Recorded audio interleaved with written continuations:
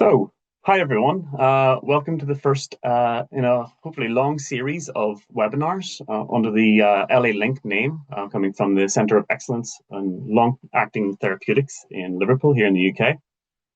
This first topic area is going to be focused on the application of pharmacokinetic modeling and simulation for long-acting medicines. So just as a bit of an intro, what is LA Link? So LA Link, which stands for Long-Acting Learning, Innovation, Networks and Knowledge, is a recurring online seminar and workshop series hosted by CELT Global Health. Each session is going to feature experts in a range of talks, workshops in different formats across academia, industry, global health organizations, regulatory bodies, patient public involvement groups, affected communities, and it will be aimed at sharing insights in science, strategy, implementation of long-acting technologies. The aims of LA Link are clear, so highlighting cutting-edge research, technology, and innovations in this field, sharing lessons learned across the disease areas and geographies, strengthening connections between global partners, and revealing new potential opportunities for partnership and pilot programs, of course focusing in around LMICs in particular, and supporting evidence-based decision-making for long-acting products in development and deployment.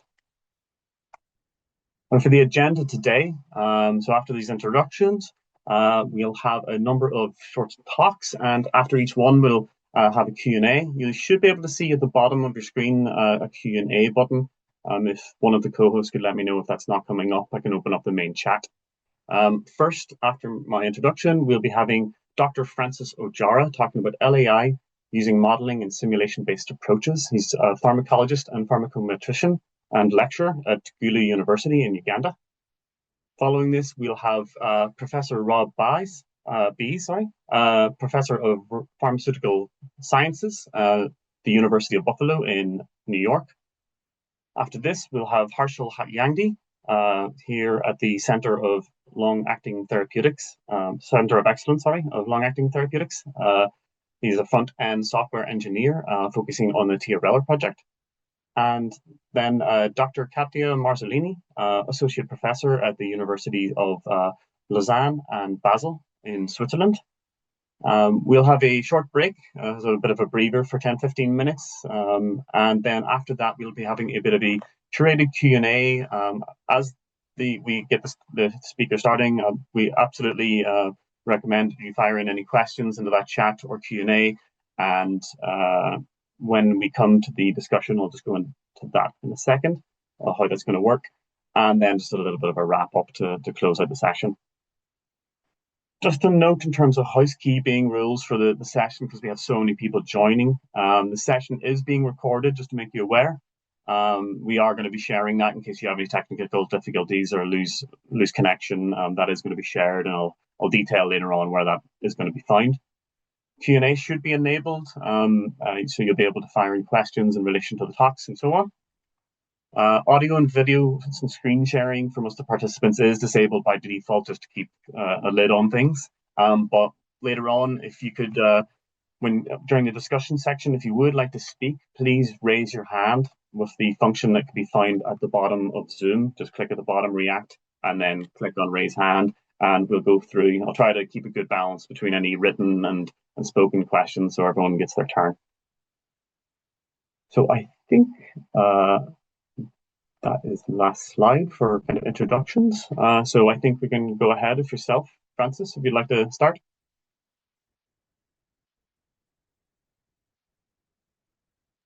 Can you confirm that you hear me? Yes, I can hear you. It's a little quiet, but it's okay.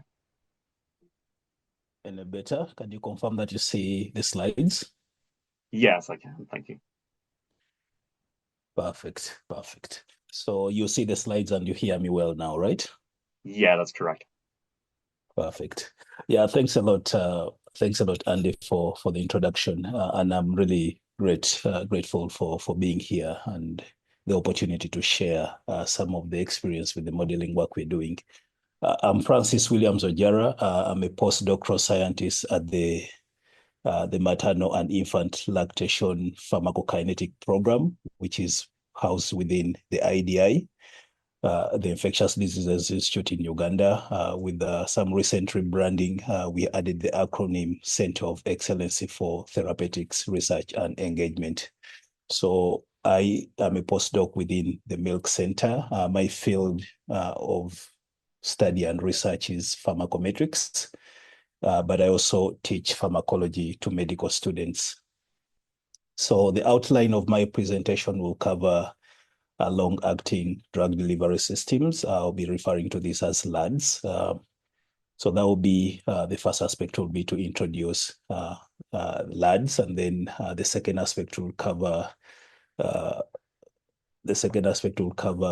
some of the pros and cons regarding clinical use of LADs, and then we'll focus a little bit more on the commonest form, which is the long-acting injectables. And then we'll look at some basic concepts of population modeling and simulation. And then we'll go a bit more concrete regarding examples on where modeling and simulation is relevant on the subject of long-acting injectables. We have probably heard of these, whether we are working with long-actings or not. So long-actings are basically technologies designed to deliver and sustain therapeutic drug levels over an extended period of time.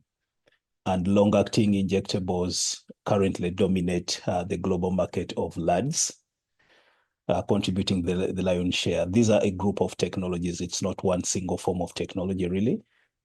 Currently, I think the last time I saw the market share was about 14 billion US dollars, and this is projected to increase by around 11% over the next 10 years.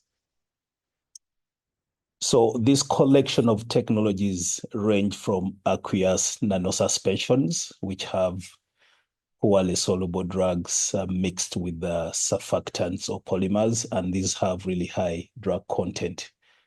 Or you have oil-based injections where you have drugs dissolved in lipidic matrix, and the drug is slowly released from this mixture, right to in situ formulations where you have a polymer and the drug administered separately but at the same time, and this form the long-acting mixture in situ. And then you have what I think a lot of us are familiar with, which are implants, which are more invasive devices, but they really give controlled release of drug over time. This is not exhaustive of all technologies that exist, but these are some of the common examples. So what are some of the advantages or disadvantages of using long-acting medicines? So amongst the advantages, we have enhanced adherence, stable drug levels, simplified regimens, which are less frequently administered, cost effectiveness in terms of logistics and the time cost that comes with it, and then improved psychosocial outcomes, which are particularly important when it comes to chronic treatments, which are typically handled with more frequent drug administration. On the other side, when you think about some of the current limitations, is the limited flexibility with dosing. That means doses can't be easily tailored. Then you have the prolonged elimination of the drug, which can be a problem when you're dealing with anti-infectives and you have a reduced amount of the drug. And then we have safety and reversibility after administration is not possible, which makes it very limiting. And the other problem from a pharmacokinetics perspective is the high inter-individual variability in PK, which is very often seen with a lot of the long-actings.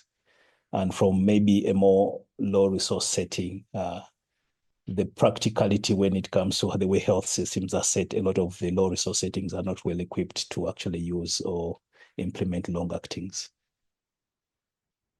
So I'll present some of the general considerations of PK, acknowledging that each of the drugs have their specific PKs. But for long-actings in general, we see that there is a slow rate of absorption from the injection site, which becomes the rate limiting step on how the concentration time profile looks. They end up exhibiting the so-called flip-flop kinetics, where the absorption rate is the main determinant of drug elimination, or rather the drug concentration time profile, rather than the elimination of the drug.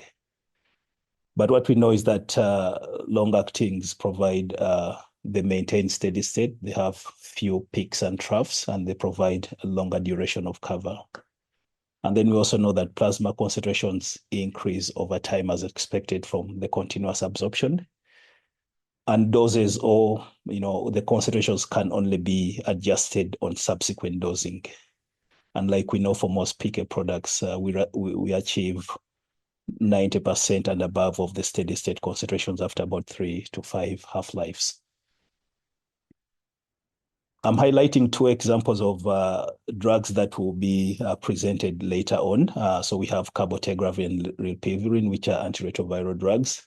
And just to highlight the contrast in PK parameters between the orally administered forms with the intramuscular drug forms. So we see that there's quite a difference. If you look at the time to maximum concentration with the oral administration, is around 3 hours compared to the 7 days for the intramuscularly administered drug. And the same for Rilpivirine, you see that Tmax is around 4 hours and it's around 3 to 4 days for the intramuscularly administered drug form.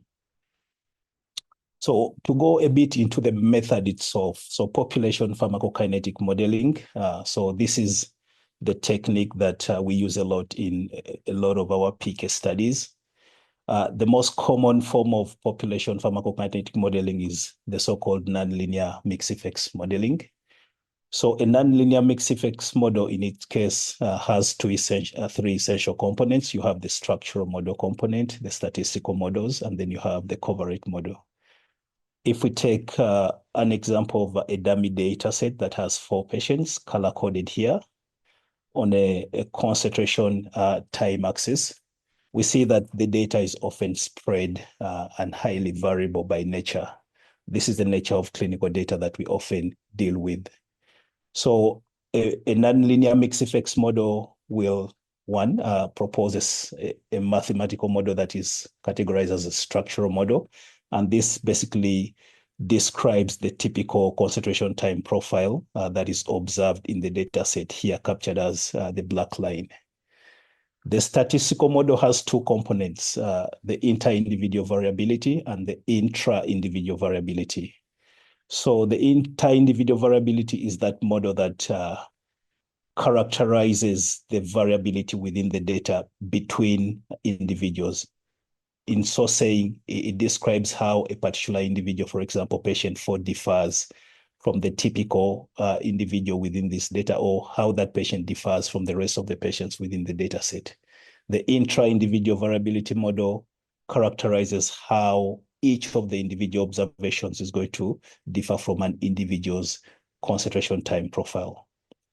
And the last component of this model is the covariate model, which characterizes which patient factors, which clinical factors, or which treatment-related factors actually lead to a difference in profiles of one patient compared to the other. So a combination of these 3 mathematical models is what is referred to as a nonlinear mixed effects model. So these models are developed based on data. And with the model well developed already, we have another approach, which is simulations. Simulations are typically based on models. So simulations refer to the deployment of developed models to answer pertinent questions in the process of research, or even in the process of developing something of clinical application. So the questions might be mechanistic in nature, or they could be clinical questions. So just as examples, you could be looking at a question pertaining model evaluation, or a question pertaining study design, or assessing if there is a difference in exposure in one covariate level compared to the other. So these can be diverse questions that you ask. For a simulation exercise, there are 3 key requirements. You need a model that has been developed and well validated. You need a virtual patient population, which is going to be basically a population that represents the group in which you want to ask the patient. If you're dealing with HIV positive patients in Uganda, you need a database that reflects the patients within Uganda. And lastly, the set of assumptions around how you're going to conduct that virtual trial, the doses you're administering, the treatment regimen, the trial length, and how you're going to sample the PK. a combination of modeling and simulation provides really powerful options for exploring a lot of key questions about the mechanisms and clinical applications of different treatments. I'll start by focusing on absorption models for long-acting injectables. If you look at a typical concentration time profile for a long-acting injectable administered, you'll see that there are two main typical phases of absorption. You have the fast absorption, and then you have the later, slower absorption rate. And it's really important to effectively categorize these two phases of absorption to avoid over-predicting exposure initially after administering the drug. So one of the areas where population analysis finds really important application is effectively characterizing absorption of the drug after administration. This is an example of a model, the parallel fast and slow first order release model. So basically, we look at a compartment in which the drug is administered, in which the drug ends up. Typically, this would be the plasma compartment. And then we have two mechanisms through which the drug is assumed to be absorbed empirically. So we have the depot 1, which tells us the fast absorption. And then we have depot 2, which tells us, it gives us information about the slow and more delayed absorption. And the combination of these two provides a more mechanistically feasible characterization of the absorption process and the entire PK profile of the drug. We do so by estimating relevant parameters such as the lag time, the duration of the absorption delay, and then we have absorption rate constants. There are a range of other absorption models which have also been proposed and used based on clinical and preclinical data, such as the parallel fast and zero order models, the Weibull model, transit compartments, and the more mathematical approach, which is the convolution-based approach. But we won't go into details of these approaches all. I'm now going to show a few cases where pharmacometric modeling and simulation has been used for long-acting injectables. So the first case is pertaining the characterization of PK of a long-acting Cabotegravir. So this is data in which the database had 133 patients, and Cabotegravir was given for the purpose of pre-exposure prophylaxis. We see that this data set has two cohorts differing based on the dosing regimens given, and then there are a bunch of other patient characteristics that were collected. So a summary of this data set shows the concentration time profiles, and we see clearly that there's a huge variability in the concentration time profiles. The color coding here shows the lighter color are males, and then the red color are females. We see a huge variability in these concentration time profiles. And from these concentration time profiles, the authors developed a pharmacokinetic model in which you have two distribution compartments, one captured by a volume of distribution V2 and the other V3. And then we have other parameters that describe the absorption process through the depot compartment with an absorption rate constant for the female and for the male estimated. And we also have elimination parameters. Some of the main findings from this study one was that there's a high inter-individual variability in all model parameters, which was quantified from the data. And then secondly, sex on absorption rate constant and body weight on clearance were significant covariate relations. No other covariates were deemed statistically significant on the model parameters. So that is one case in which PK was characterized. In a second case, we look at dose optimization, in which aripiprazole, a long-acting injectable, was administered to a population. The study population is summarized here. We see the dose ranges varying from 150 to 800 milligrams, and there were 93 patients with a total of 384 plasma concentrations collected. One thing I want to highlight are the genetic data, in which there was data on genetic polymorphism for the key metabolizing enzymes collected alongside other clinical and demographic parameters.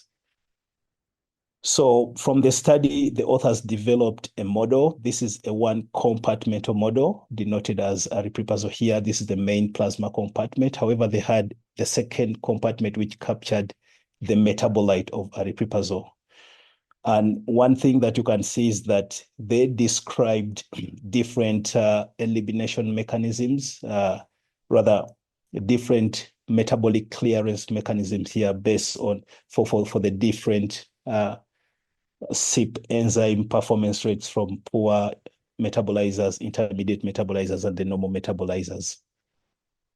And using the model that was developed here, they conducted clinical trial simulations in which they explored several scenarios, up to 510 scenarios, varying the dose of the drug, the cytochrome P450 metabolizer status, whether the patient had a co-administered interacting drug, and different patient characteristics. And they conducted simulations based on 1,000 virtual patients. I'll just highlight one of the key findings that came out of this analysis. So they saw that in poor metabolizers who are not taking CYP2D6 inhibitors, the preferred dosing regimen required to achieve the highest probability, required to obtain the highest probability of target attainment was 200 milligrams given once every 3 weeks. This was followed by the 300 milligrams given once every 4 weeks. So this second example gives us a picture of the use of modeling and simulation in optimizing dose. And there are so many different scenarios where modeling and simulation has been applied. In other instances, you have evaluating whether you need a loading dose before you give the long-acting injection. But this is just to give some insight on the possibilities of using modeling and simulation within the field of long-actings. Given the time, I'm going to quickly summarize some other areas that might be interesting. But first, I want to stress that there is increasing clinical application of long-acting drugs, long-acting medicines. And we know that long-acting medicines have unique and highly differing PK profiles compared to oral medications. Modeling and simulation approaches have really diverse applications within this space, describing absorption, but also asking a lot of clinically relevant questions.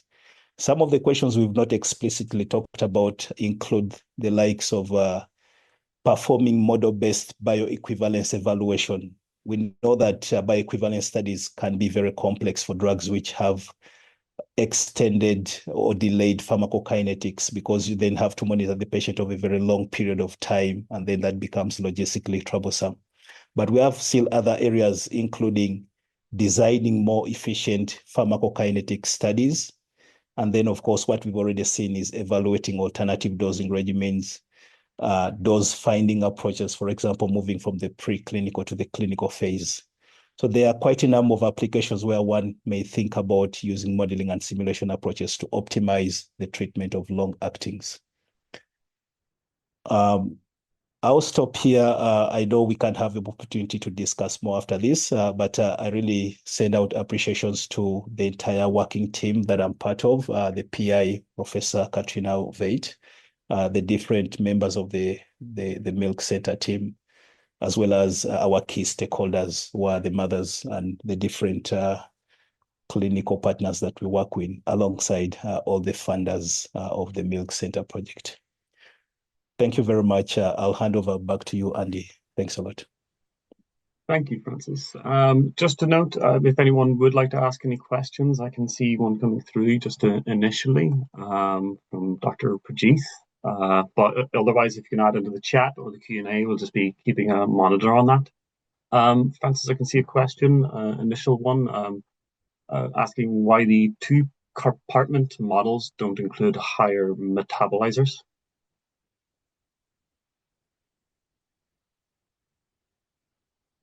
I'll need to, I'm not sure I've presented quite a number of models, so.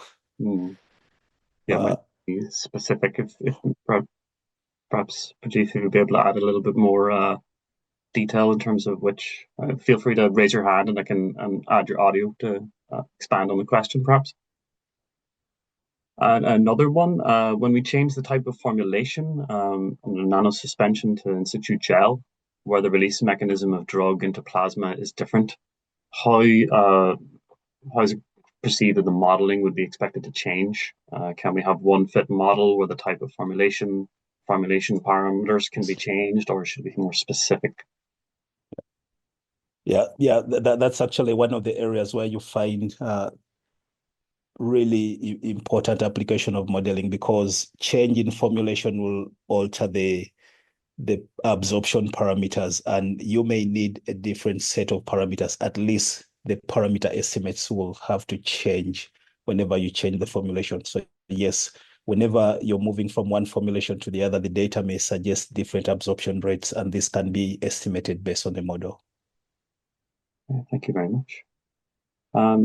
I think we have probably time for one more question before we move on. From Ivan. How active is the metabolite aripiprazole compared to its parent drug? Not sure if that's... Yes, Ivan, thanks for the question. I wouldn't really be able to answer that question specifically. I didn't read extensively about the pharmacodynamics of these compounds, but rather focus a lot more on the PK. But for aripiprazole in particular, both the parent and the metabolite are relevant compounds. So it's interesting to understand their PK. But I would refer you to maybe try and explore a bit more around that. Yep. Okay. And finally, just as you've seen that Dr. Prajith had expanded on his question, and hopefully this helps with answering, but anyone else can, of course, drop in. From depot to aripiprazole drug release and its metabolism to active metabolite, there was 3 considerations which didn't include a higher metabolizer. So I think leading back to that question about the 2 compartment models not containing as higher metabolizers.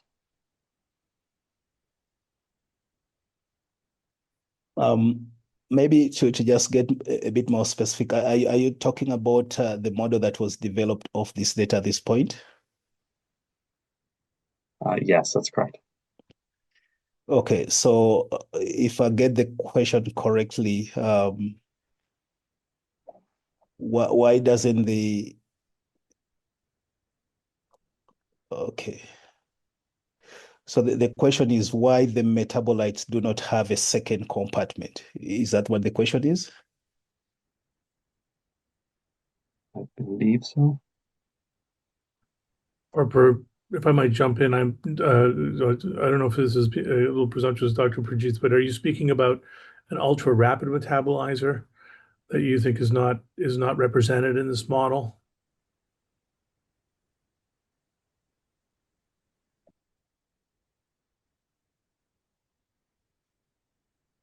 Oh, sorry. I will just put that on. He's asking for permission to speak. Is Yeah, it possible? Yeah. Yeah, you should be able to add your audio now. Dr. Prajith, if you'd like to. Yeah, sorry. I was trying to speak, but it doesn't allow me. So I Yeah, was trying to send messages. So here I can see poor metabolized number, intermediate metabolized, there is 1.83 and a normal 1.6. But there is no high metabolizer, there is no value for it. So there is no compartment that mentions high metabolizer, for example, 2.0 liter per hour. Oh yeah. So the entire range of metabolizer phenotype. So that's the question. Yeah, exactly. Okay.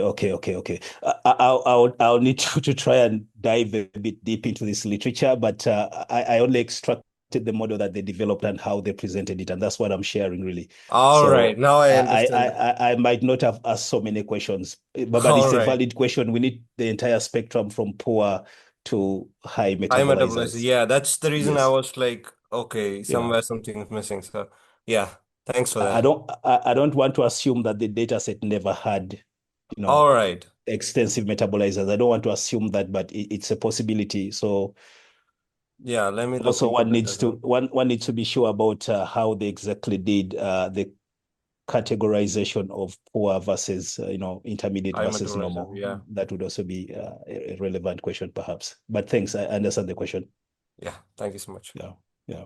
Okay. Well, thank you everyone for your questions, Asar. I've made a note of there's a couple of additional questions, one from Joseph Owari and one from Saeed that we'll try to maybe cover in the later half of the discussion. But we're just going to continue on to the next speaker. But thank you very much, Dr. Ojara, Dr. Williams, sorry. That was much appreciated. Thanks. So our next speaker will be Robert Bies. Hopefully your audio is okay. I hope so. Well, thank you for the opportunity to present, and thank you, Dr. Williams Ojara, for that excellent introduction to pharmacokinetic principles, long-acting injectables, and the illuminating examples. So I'm going to speak in a little more detail about the population pharmacokinetic modeling in the area of long-acting injectables for the Cabotegravir injection. And I'll begin with a general introduction to long-acting Cabotegravir, talk about some initial population pharmacokinetic models. We'll go pretty quickly over the first one because Dr. Williams Ojara already presented that well. And then speak about some additional applications related to route of administration, and then some specific simulation applications relating to intervals for administration, an oral lead-in, dosage delays and deviations, and assessment of additional populations. So long-acting injectable cabotegravir is an integrase strand transfer inhibitor. It's nanoformulated, has low solubility crystalline drugs suspended in aqueous solution. It's for gluteal intramuscular injection, and it's often provided as a combination with rilpivirine.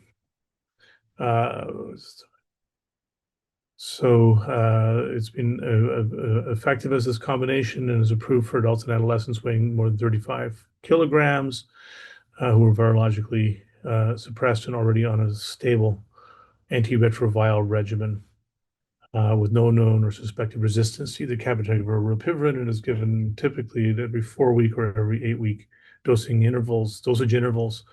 Although additional longer intervals are being explored currently. The cabotegravir was effective in preventing HIV acquisition for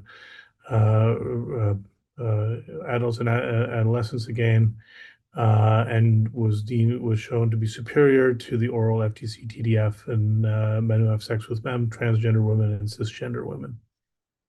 And these were the HPTN 083 and 084 studies. So some general characteristics of the cabotegravir long-acting pharmacokinetics. So of course, in terms of absorption, and Dr. Williams Ojara did address some of this. There's a drug depot formed at the injection site in this case, a slow absorption rate.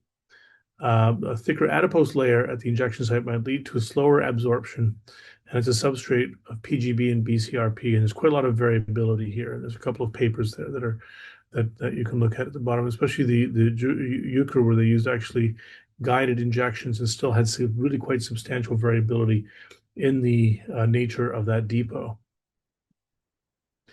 Long-acting cabotegravir, cabotegravir is highly protein bound, has a blood-to-plasma ratio of about 0.5, and the concentrations in tissues typically parallel the plasma concentrations. And at week 12, only a small proportion of participants had cabotegravir concentrations above the PaIC90 in cervical and rectal tissue and cervical vaginal fluid, if that's considered a target tissue. Cabotegravir is metabolized by UGT1A1 in the liver primarily, with a minor contribution of UGT1A9. And so if you're evaluating this in special populations, you may need to consider differences in the UGT activity. So this sets up some of the challenges to modeling for cabotegravir pharmacokinetics. Again, Dr. Williams Ojara spoke, very clearly about the nature of multiple absorption processes and the like, but these are often difficult to identify. We have absorption rate limited kinetics, sparse long-term pharmacokinetic data, long terminal phase, a complex IM depot behavior, covariates impacting this, high between subject variability, as well as between occasion variability. So when we speak about within individual variability, there's sort of you can have a between occasion variability, so within the same individual changes in the parameters, and then there's still a discrepancy between that model prediction and the observation, which is the residual unexplained variability. So the initial population pharmacokinetic models included modeling of the HPTN77 dataset. This is the U model that was already presented. A model actually in the same issue as the British Journal of Clinical Pharmacology that was developed with the GSK-V full development dataset. And then, pardon me, a POP-PK model developed not in as quite as a structured clinical studies in terms of drug development, but the Swiss HIV cohort study. With respect to the U model, I'm going to skip over most of this. As it was presented, again, we see the differences between males and females in terms of the absorption rate. And I think I want to highlight, the only thing I want to highlight is that the between occasion variability was identified in absorption rate, and it was about 40%, which is pretty substantial. So from occasion to occasion, in these individuals getting a Q8 week and a Q2 12-week regimen, of course, with some loading regimen, there were significant differences in that absorption rate. So this is potentially will make targeting specific concentrations a little more complicated in terms of ensuring that individuals are above key threshold concentrations.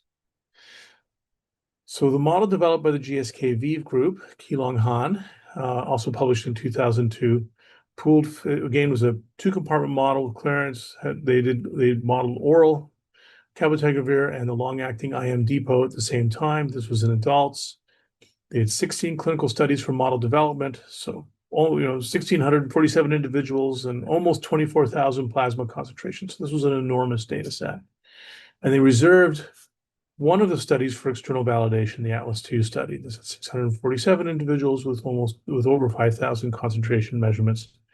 And of course, I think I touched on that they identified a two-compartment disposition with first-order absorption. So again, just a single absorption process in this case was sufficient to describe data.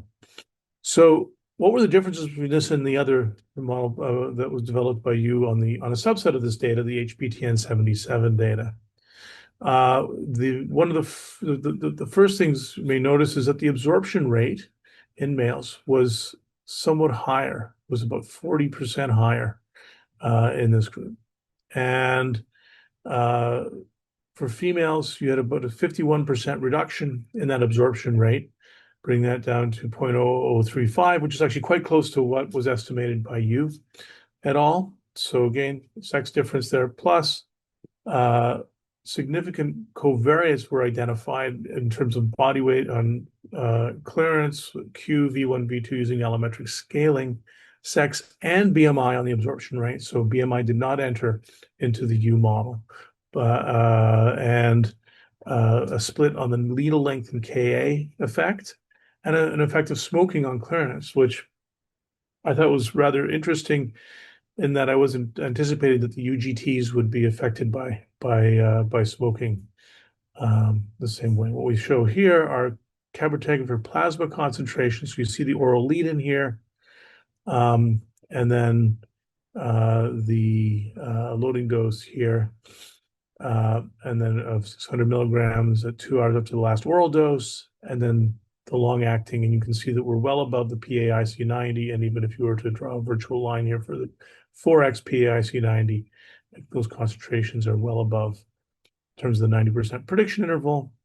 This is the therapeutic concentration. So you could took this model and simulated the dosage regimens. Here are here's the bottom panel shows a simulation for the every 8-week administration, again, an oral lead-in with, pardon me, a loading dose, and then followed by every 8-week administration. Again, well above the PAIC90 for this drug. The Swiss HIV cohort study used a different structure. They also modeled oral and intramuscular administration, but they had a one-compartment model. There were BMI sex effects on absorption, as anticipated. Their absorption rates were 40% higher than the other investigators, than even the Han paper. And there was a body weight effect on clearance and a between occasion variability on clearance, this time about 27%. And the clearance was estimated to be 30% higher than others have reported. This was in 238 individuals with 1,038 Cabotegravir concentrations. And they explored the clinical relevance of these covariates with Monte Carlo simulations, so these differences in terms of sex effects on absorption and the BMI effects. So in terms of the covariate impacts, when they did these, they simulated their dosage regimens, a loading dose and then a regular interval. You had a 40% lower trough in females after the initial loading dose. In terms of the maintenance phase, closer to steady state, those concentrations were predicted to be about 42% higher in females than males. And if they simulated obese females, so high BMI and BMI affecting that absorption rate, they had the lowest C trough levels at week 8, so 4 weeks after the second sort of loading dose. They had 2 tightly administered doses and then a regular wider interval. Now at week 16 to 48, 80% of males were above the PAIC 90 on the basis of this model. So what about some additional applications of POP-PK models? So POP-PK modeling was applied to assess the route of administration. So administering this via the thigh versus the gluteal route. And then assessment of the route of administration via the subcutaneous space. So in terms of administration in the thigh, there were the investigators, this came were the GSK Viva investigators, had 1,249 concentrations from 366 thigh injections and almost 2,000 concentrations in over 1,600 gluteal injections, 132 adult participants. And they basically fixed that prior model. So that big model that was developed on almost 30,000 samples and then validated in 5,000 samples, just using an external validation for that. And they found a shift in the absorption rate. So the absorption rate was faster if you gave this medication via the thigh. And there's the rate, the shift in the rate. So the original rate was 0.0007 if you're a male, about 0.0035 if you're a female. So you add this 0.00025 factor, and you can see they had unique depot compartments for oral, gluteal administration, and thigh administration. Again, the 2-compartment model that they had identified previously, and that they had basically fixed with a focus on the determination of the absorption characteristics. So what about other routes of administration? So Tan et al. Actually examined the subcutaneous route of administration. They didn't actually set out to administer the drug subcutaneously, but they were using ultrasound measures to determine the depot deposition and whether or not it was intramuscular or subcutaneous. They had 31 patients and 134 unique injection site ultrasounds. Developed a 1-compartment model. They found that 30% of the injections were primarily subcutaneous. So this is how they separated out the groups. The subcutaneous administration occurred more frequently in women, and there was about a 56% reduction in that absorption rate with subcutaneous administration. However, they didn't identify a sex effect identified on absorption rate, and if they were mostly in women, there's really difficult to disentangle the effect of the subcutaneous site versus the sex effect that we saw was about 50%, maybe 40 to 50%, depending on which prior model that you look at. So the question remains, is the reduction in absorption rate attributable to female sex or subcutaneous route of administration? So what about some simulation of applications? So these models are established, and we can actually take a look at different scenarios using these models and get maybe some insights in how we might modify dosage intervals, how we might assess the impact of an oral lead-in, what about dosage deviations, and what about additional populations? So the dosage interval was explored by Marzinki and Han. And this is a 2024 paper in antimicrobial agents and chemotherapy. So if we extend the interval to 12 weeks for females, the simulation, so similar concentration time intervals to Q8 week in males. And they utilized established model and simulated this administration in this both for cabotegravir naive and cabotegravir exposed. So those who were already receiving cabotegravir and then switched to this regimen. You can see the loading sequence here with the initial period being about 4 weeks if you are naive in the naive population, versus 8 weeks if you're already exposed. And you can see that the troughs are once you get closer to steady state are not particularly different, except that you do have a lot of troughs happening below that threshold if you extend the duration to Q12 weeks. What about the oral lead-in? So again, using that model from 2022 that Han and others developed, these panels show simulation of the oral lead-in, and either giving the long-acting injectable right at the end of the oral lead-in. So that's these curves, and you can see this black line continuing here. You can see if we wait a day, wait 3 days, and if we're assigned female at birth, assigned male at birth, 50% assigned female at birth, or all assigned female at birth.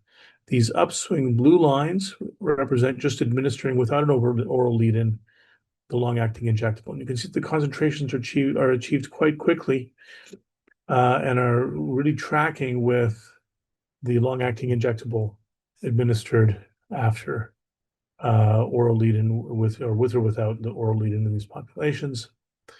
In terms of dose correction, in a brand new paper, these papers to explore some different scenarios like doubling the dose, determine the median Cmax was less than 6.35, and I believe there's a threshold of 15 that I'm trying to stay below. Half dose administration. If you determine that that suboptimal dose was given, you can give a corrective dose within 2 weeks and have a CTAR, a trough level above the threshold for 95% of the individuals. Delays of 7 days for the Q2 month regimen were above the threshold they set of 0.45 microgram per mil in 95% of individuals. If you have delays of more than 7 days, and especially if they get closer to a month, we need to initiate with a loading dose. And if you have a planned delay, if you can't have access to medication or whatever, an oral bridging strategy can help address this. So what other populations? So Han also assessed the disposition in Asian individuals with predominantly Asian males, 162 Asian males, 2 Asian females. They utilized their original model, simulated the 90% prediction intervals, and determined that 90% of the observed concentrations were contained within those intervals. So suggested that model modification is really not necessary. And to conclude, so for population PK modeling for the long-acting injectables, 1 and 2 compartment models were both identified. There's a first order rate of absorption, decreased absorption rate typically with female sex. The between occasion variability in absorption rate was identified, ranging between 25 and 38%, depending on the model. And there was a between occasion variability, at least one of the models determined on the clearance rate of about 30%. Dye injections result in higher absorption rates. Subcutaneous administration may result in a significant reduction in absorption rate, but that remains to be further explored. And there's no difference in disposition between Asian and non-Asian individuals once BMI, body weight, sex, and smoking status are accounted for. And just making a general statement that the POP-PK models for cabotegravir have utility in assessing dosage interval and missed dose scenarios. Thank you very much for attention. I'm happy to take questions. Thank you, Rob. So I think we do have a few questions. Might have covered this to some extent, but the first one is coming from Ivan, asking about, from your experience, what could be one of the major sources of inter-occasional variability? I think that the way the depot forms can be highly variable. So if you look at that Juker paper from is it also 2022? I can back up to the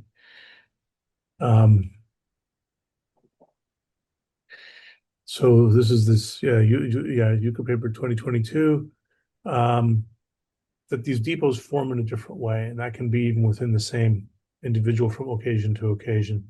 One of the key things about the HPTN-77 study is that interdose interval was long enough that we could actually see that intra-occasion variability more clearly. It's less pronounced when you have data just in the Q4 week Q4 weekly data. But I think it really is that, the depot, some of it ends up subcutaneous, some of it ends up actually in the muscle. When it's in the muscle, the distribution, the shape of that depot changes, and all those complexities of the mechanistic absorption characteristics that Dr. Williams Ojara referred to come into play. I hope that addressed. Hopefully. I think that was quite detailed. Thank you. Another question from Muhamad Rizqy in Indonesia. Is it possible to resimulate population PK modeling using published data of specific drugs and subsequently do some meta-analysis of those data? What's your general thoughts on that? So yes, you can simulate from the models. One of the challenges is creating sets of covariates that have the appropriate correlation structure so that you're creating virtual individuals that look like the study patients, because the data are not provided, so you can't rerun this and get the full variance covariance matrix, which is an important component of making those simulations and ensuring that those correlations are preserved. But you can create virtual individuals. A lot of those simulation examples were virtual individuals in different scenarios. They had the established model and they simulated from it. And there is sufficient detail in the Han paper and in the U paper to do that. And if you would like the non-mem code, the U paper, I mean, I'm the senior author on it. We do have the code on it. We can send, it's not that complicated to set up, but if you would like it, we're happy to share it. But you can pay. One of the challenges is sometimes the models are not adequately reported, so you don't have all the details you need. So in addition to not really having the variance covariance structure to create appropriate virtual individuals when you have covariates in the model. Hope that addressed the question. Thank you. And one last question before we move on from Joseph Awari, I think in Uganda. Would more intense PK actually offer a significant advantage in the context of LAI?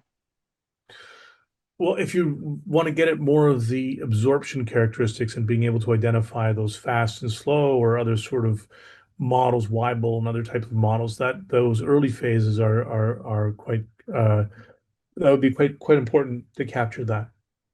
And that might actually give some insight also on what individual characteristics might be contributing to the observed variability. But detailed is also a different, you're talking about multiple weeks. So it's not sort of, you want to make sure that you sample at an interval that's longer than the residual error of your assay or your assay error, so that you're not getting concentrations going up and down and, that are so close together that they'll confound the analysis. Thank you. So I think we'll close there. I can see another question from Luca Barbari. If you're able to access on your end. Sure, I think I see the chat. I don't see the Q&A, but if should be at the bottom somewhere, or maybe under more. Oh yeah, okay. Then I'm happy to.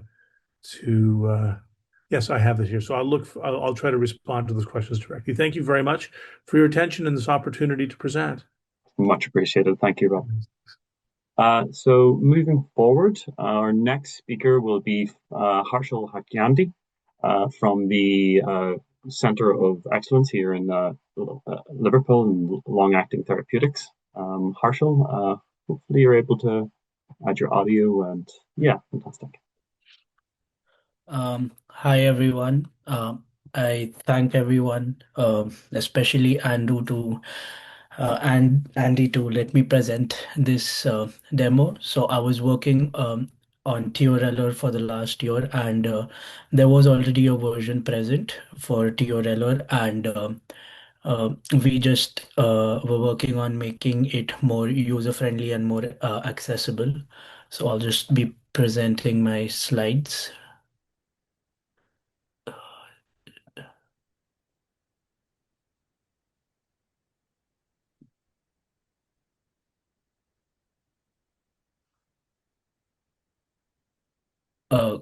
Could you confirm that you can see my slides? Yeah, I can see that fine. Thanks, Harshal.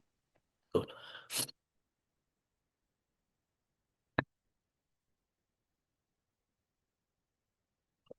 So, welcome to Chiorella 2.0. We've been working on this platform for the last year. There was already one version out there and it was entirely made in Julia. And right now, we've just added, like, we've given it a new user interface so that it's more accessible easily. So, just to set the context, I'll give a brief overview of what pharmacokinetics and PBPK modeling mean and how TRLR sets into this whole scenario. So I'm sure most of you are already working with pharmacokinetics and PK modeling. So this slide is just to set the terminology and context. Pharmacokinetics describes what the body does to a drug over time, and it's often summarized as ADME, that is absorption, distribution, metabolism, and elimination. PBPK models build on these uh, PBPK model build on these foundations and represent uh,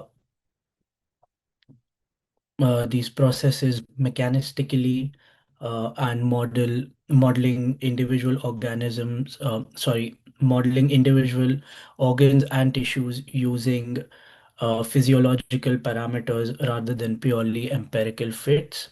Because of this, PBPK models are widely used to predict concentration, time profiles, and to simulate drug behaviors across different populations. TRLR sits on top of this scientific foundation and provides a web-based way to access and explore PBPK models. So what is TRLR? It is a web-based platform that allows researchers to uh, run PBPK simulations directly in a browser and to access existing PBPK models without having to build everything from scratch. So there's no need to run a local installation or specialized environments. Everything is accessed through a web. That means you can run this platform through a browser, be it on a tablet, a mobile, a desktop, anything that runs a browser, that has a browser can run TRLR. In addition to running TRLR, it also gives uh, an understanding of how the platform is supposed to use. So there are tutorial sections on the website itself where you can go and check how to uh, build a model from scratch for those who are interested in it. The core idea here is to make access easier and uh,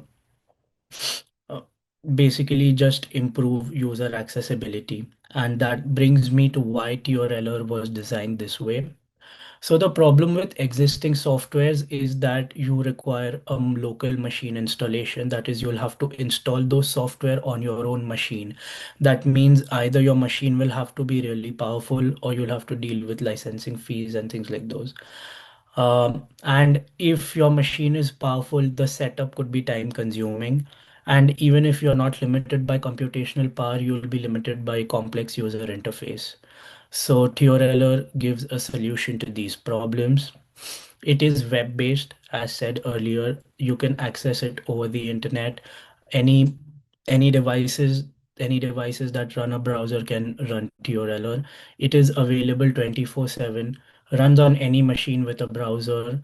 You don't have to install it, you don't need to set it up, and more importantly, it's free. Free here doesn't mean that the science is simplified. It means that we are just trying to lower the barrier to access so that more people can use this platform. Now, what is new in TRLR version 2? So we the version 2 primarily focuses on usability. The original version was entirely Julia based and scientifically robust. Version 2 introduces a new layout, a new interface that feels like a modern web tool, making it easier to navigate and interact with the platform. There's now a clear separation between the interface and modeling engine. That means if there have to be new improvements regarding usability, uh, it can directly be done onto the platform without having to like change the underlying science. The platform is fully responsive. That means you can run it on a browser, you can run it on a desktop, you can run it on mobile phones. And the key point is the science remains the same. Everything remains the same. It's just we've just changed how easily one can access and interact with the website. I'll show how it could be done in a few moments.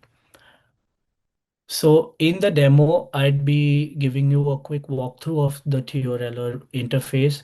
I'll be simulating sotalol, the drug sotalol. I know it's not a long-acting drug, but you can also model long-acting drugs on it, and you can explore, and then we'll see how you can interact with the graph. So I'll just give you the overview of the website. So like I said earlier, this is the new version of TRLR. We have tutorials set up here. So if anybody is interested to know how you can use this platform to make a profile from scratch, you can do so by visiting the tutorials page.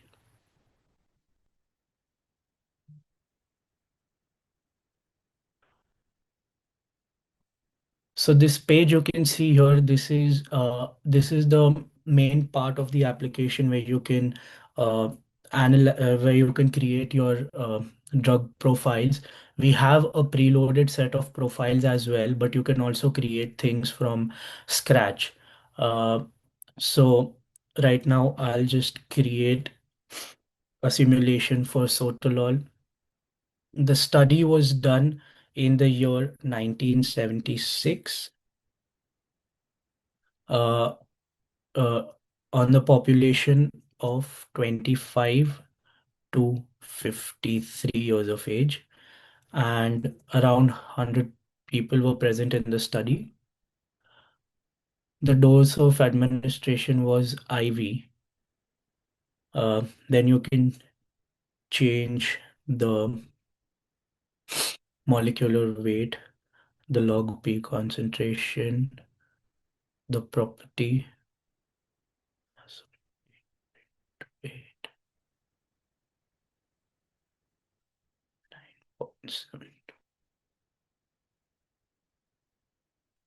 You can change these variables.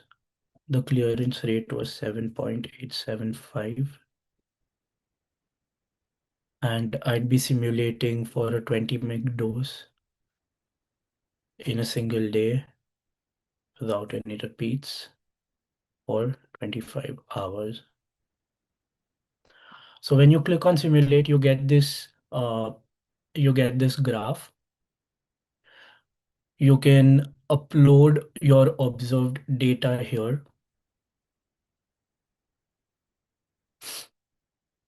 As you can see that this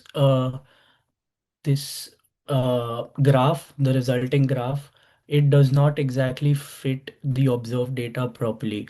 So you can then go again in the uh, distribution tab and change the VD method to Pauline and Thiel.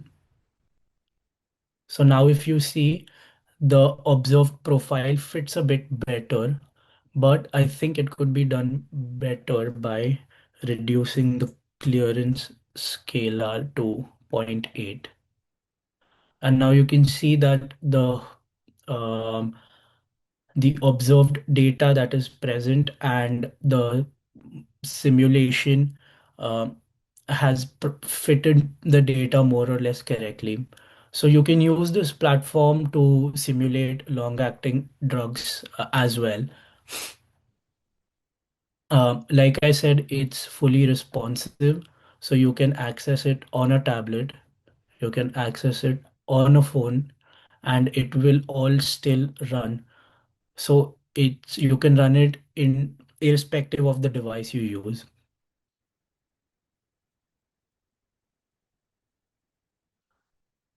Uh, Now, what are some of the features that we are planning in the next updates would be an increased library of validated models, uh, have DDI models, have parameter estimation and optimization.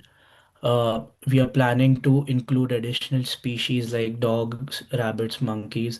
We are also planning to introduce user profiles so that your work isn't, yeah, so that you save your work in your user profile. And we'll have more in vitro and in vivo calculators. Um, I'd like to thank my team Raj, my team of Rajit, Rajoli, Henry Pertinez, and Andy Lloyd, and Doa. And also, I'd like to thank Andrew Morrison, Dell, and everyone from the CELT team to present me with this opportunity to present and demo the website. Thank you. Thank you, If, Harshal. yeah, if there are any questions, you can put it up in the Q&A and we could answer it from there. Thank you. Fantastic. Thank you, Harshal. I can see lots of positive reactions from the participants there. I don't see any questions just yet, but I'm sure there'll be a bit of a discussion on tools in terms of applications in academia and industry in the discussion section as we move on. If anyone does want to ask any questions, feel free to add onto the Q&A, of course, and maybe just note that it's directed at Harshal or the team. Great. Thank you, Harshal. So next up, we have Dr. Catia Marzolini.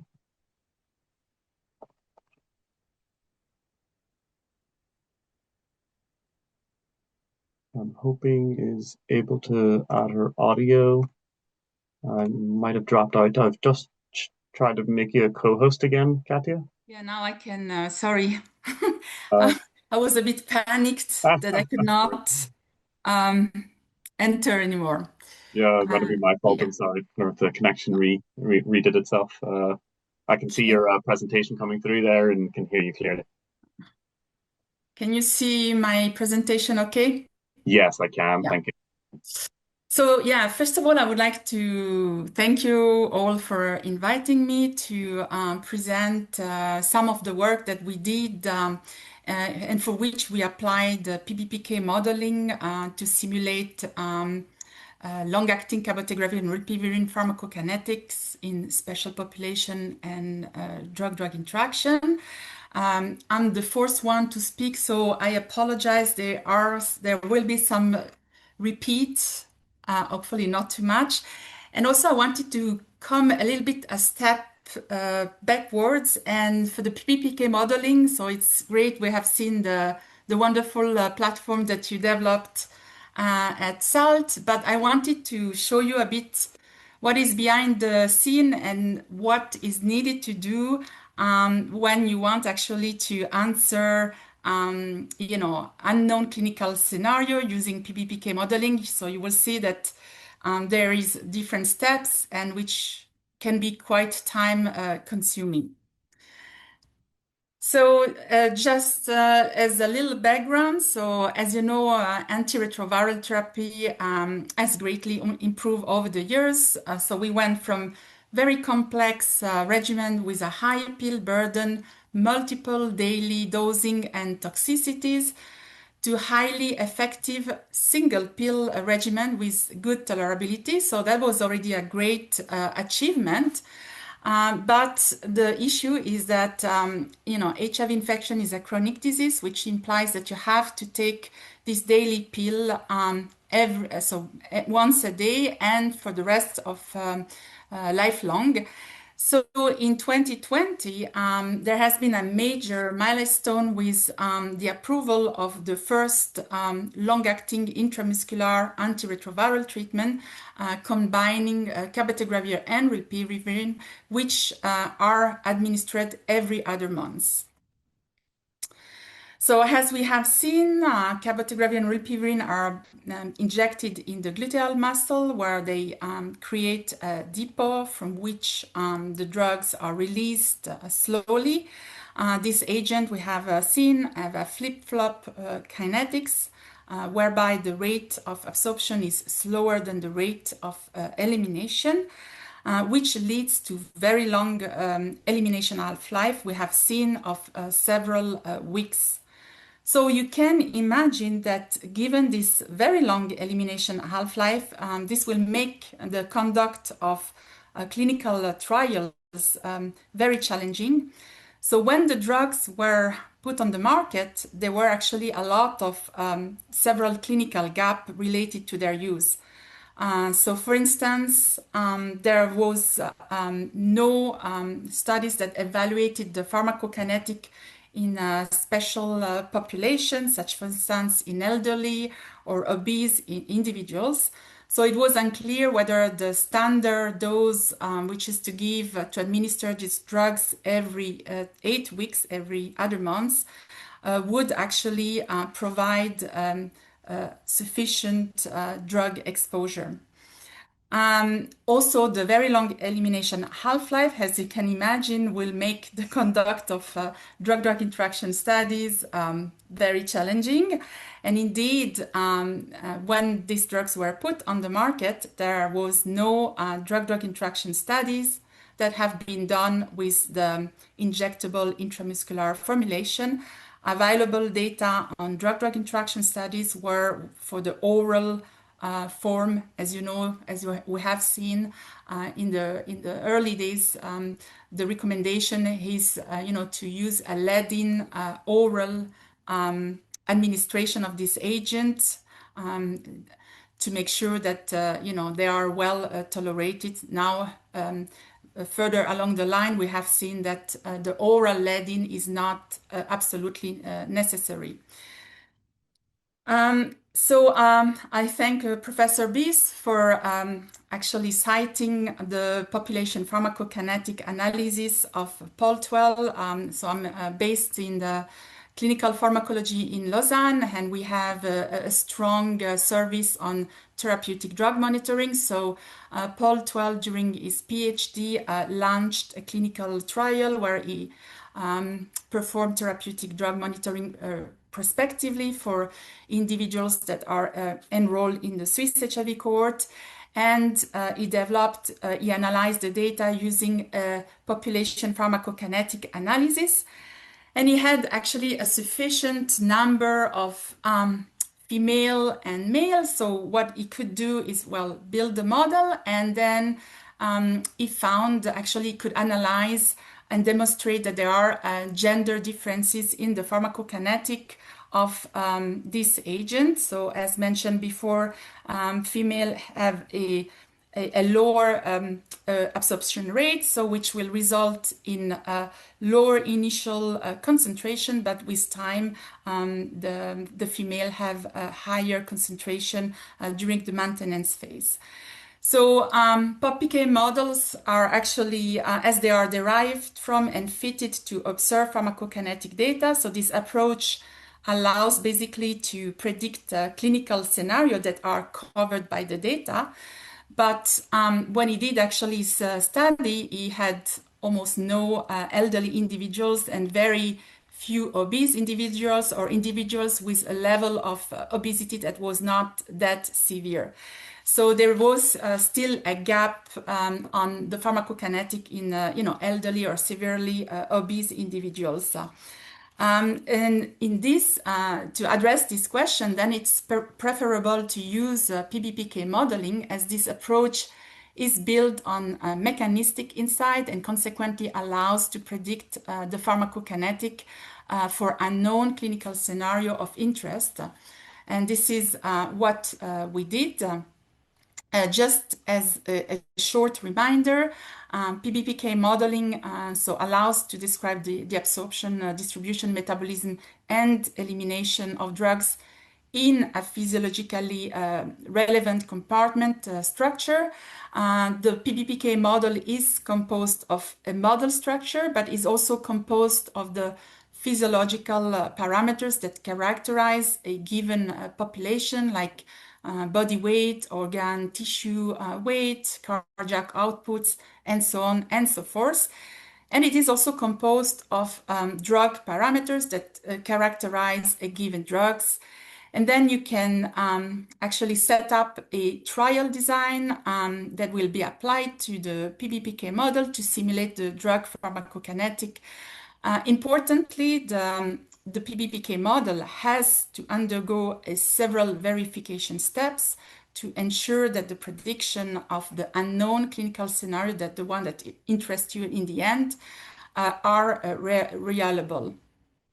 So verification are made at the level of the virtual population that you will use to make sure that the virtual population, like for instance the obese population, can correctly predict the pharmacokinetics in obese individuals when comparing against observed pharmacokinetic data that were measured in obese individuals. So in the framework of this PhD project, so my student, Mattia Berton, developed a virtual obese population to inform the PBPK model. So basically, he compiled anatomical and physiological and biological parameters and performed regression to derive equations that describe the changes in physiological parameters for the obese population. And you can see here, for example, data that he collated for the kidney weight, the blood flow, and the glomerular filtration across a range of body mass index. And you can see that kidney weight, blood flow in the kidney, and the glomerular filtration rate increase with increasing BMI. So the data were compiled and analyzed not only for the kidney, but for any other organs or parameters that are relevant for drug disposition, which will allow at the end to obtain this equation that will be then implemented in the model, in the PBPK model to inform the model. So you have summarized here in the end the anatomical and physiological changes in a morbidly obese individual relative to a normal weight individuals. And you can see that, for instance, the adipose weight is increased by 650% in an individual with a BMI of 60 relative to a normal weight individual. Or you can see that the kidney weight is increased by 65%, or the blood flow in the kidney by 50% relative to a normal weight individual. And we will see later on how these physiological changes impact the pharmacokinetic of long-acting antiretroviral agent, because you need then to actually validate, verify the performance of the virtual obese population to predict the pharmacokinetic. And so you need first to develop drugs, so model drugs for drugs for which there are pharmacokinetic data that were measured in obese individuals and non-obese individuals. So this will require indeed to develop and validate drug models. And the validation of drug models typically includes to run simulation for single intravenous studies to verify that the clearance and the volume of distribution are correctly predicted, then single oral dose studies to verify that the absorption, and then multiple oral doses studies to verify that the accumulation is correctly predicted. And then at the end, drug interaction studies will also be useful, as they will serve to verify the fraction of metabolism by a given drug, by a given enzyme, sorry. So the verification of the obese population was made by simulating the pharmacokinetic of various drugs that undergo different metabolic pathways, and for which, as I said, you have clinical data that have been measured in obese individuals and non-obese individuals. So the red dots are available observed data from PK studies, and the green line represents the simulation with the PBPK model in non-obese individuals, and the blue line simulation in obese individuals. So you can see that the model predicts correctly the pharmacokinetic as illustrated here, for instance, for midazolam and caffeine, or lorazepam and tobramycin. So the model in the end was able to predict correctly the pharmacokinetic as 71.5% of the simulated pharmacokinetic parameters were within the 1.25-fold of observed data, 21.5% were within 1.5-fold of observed data, and 7% within the two-fold margin, which is still the acceptable limit. Then another important step for this one project was, of course, to develop a mechanistic intramuscular PBPK model. So my other PhD student, Sarah Betante, adapted the existing in-house PBPK model to implement an additional compartment for the intramuscular injection site. It was assumed that the drug is injected into the interstitial space of the muscle, and an additional compartment was then created within the interstitial space to represent the drug depot from where the drug is slowly released after injection. And here again, you need to validate the predictive performance of the intramuscular model, and which was done by verifying the simulation against available PK data from phase 3 studies for long-acting cabotegravir and rilpivirine. So you can see again the red dots are observed data, and in green you have the simulation. So you can see that the model was able to predict well observed data. And then after all these steps, you can go into actually the clinical scenario of interest, and which were to simulate the pharmacokinetic of long-acting cabotegravir and rilpivirine in obese and morbidly obese individual.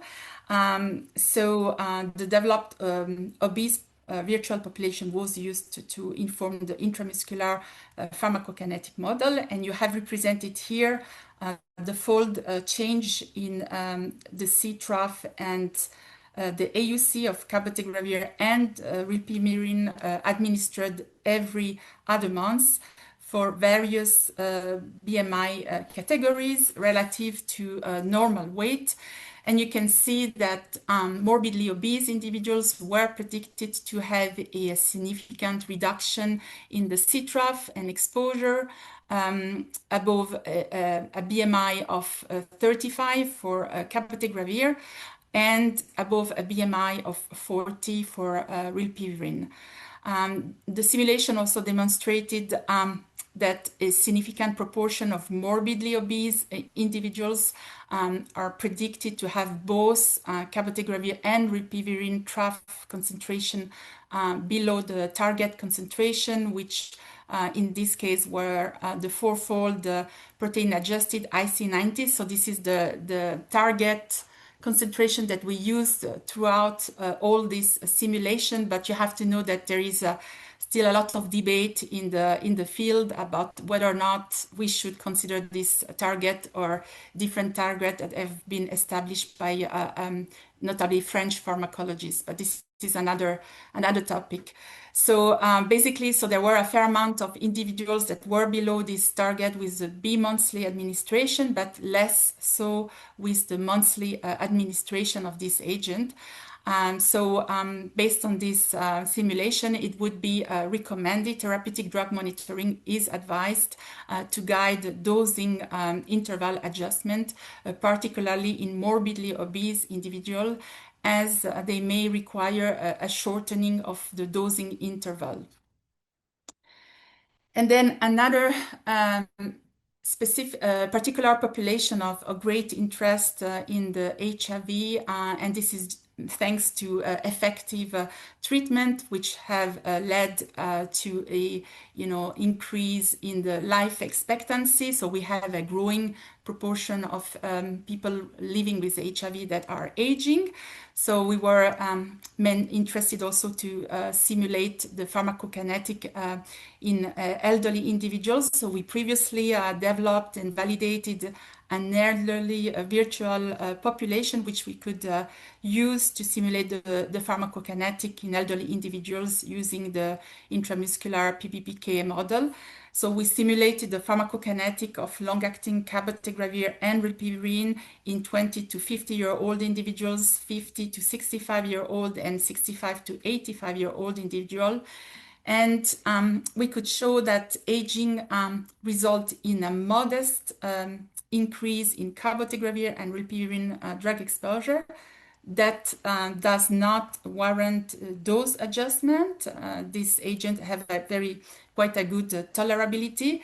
So based on this data, elderly individuals would be are expected to be at lower risk to have actually cabotegravir and rilpivirine concentration that are below the efficacy threshold, the 4 times protein adjusted IC90 value at the end of the dosing interval compared to young individuals. And so another question of interest was to evaluate, to assess, or to predict the magnitude of drug-drug interaction with the injectable form, knowing that drug-drug interaction studies have been done only with the oral formulation. We applied again the intramuscular PBPK model to simulate the magnitude of the interaction. We were interested in inducers because there is a risk of potential treatment failure. And for instance, the strong inducer rifampicin. So first we had to validate the inducing effect of rifampicin. And luckily, there are some data. There is a PK study that evaluated the magnitude of the interaction between oral cabotegravir and rilpivirine. So we could use this study to validate the magnitude or the strength of the induction of the rifampicin model. And then simulate basically the drug interaction between rifampicin and intramuscular long-acting cabotegravir and rilpivirine. And so you can see that rifampicin caused a substantial reduction in cabotegravir and rilpivirine exposure. You can see that the magnitude of the interaction is quite similar for cabotegravir after whether you give it orally or intramuscularly. Which suggests that actually there is a less important metabolism at the level of the intestine for cabotegravir. But on the other hand, you can see that for rilpivirine, there is a difference in the magnitude of the interaction with the oral and intramuscular administration of this drug. And this is explained by the fact that rilpivirine has a high first-pass metabolism. And you can see a decrease so there has been demonstrated a decrease of 80% in AUC of the rilpivirine when you give it orally with rifampicin versus 40% when you give it with the intramuscular administration. So then simulations were actually performed to see whether you can overcome this inducing effect by, for instance, reducing the dosing interval.